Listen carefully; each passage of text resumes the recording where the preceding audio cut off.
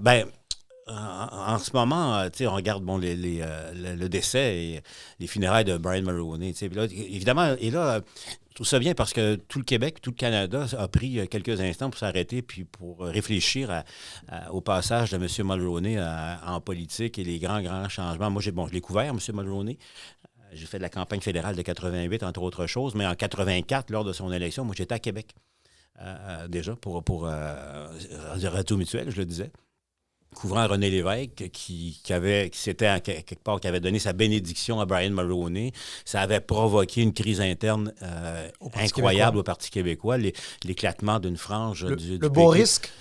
Exactement. M. Lévesque avait dit, là, pour expliquer, avait dit c'est un risque que M. Mulroney puisse réformer.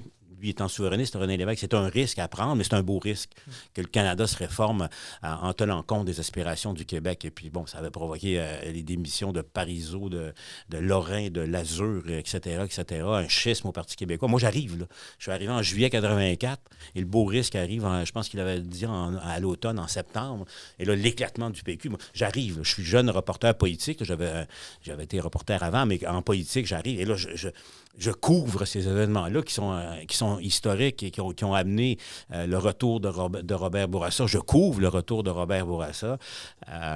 Et puis ensuite, bon, les accords du Lac-Meech, l'échec du Lac-Meech, l'éclatement, enfin pas l'éclatement, mais le schisme dans l'entourage de M. Mulroney, le départ de Lucien Bouchard. Création du Bloc.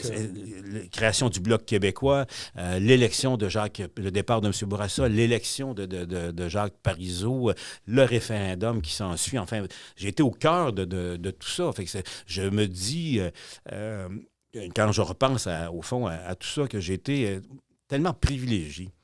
J'ai vécu au cœur de la politique québécoise, probablement à ses plus grands moments, là, en termes d'intensité, notamment. Alors, c'était des grandes années. Là. C'était des grandes années.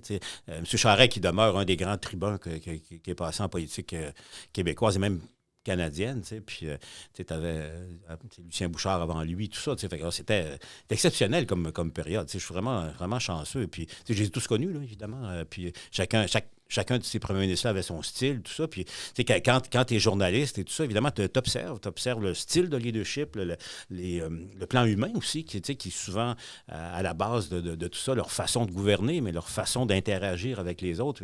Mais tu sais, on était privilégiés au Québec et au Canada d'avoir une classe d'hommes politiques, quelques femmes à l'époque, il y en a beaucoup plus maintenant, heureusement, mais de politiciens d'un niveau qui était exceptionnel.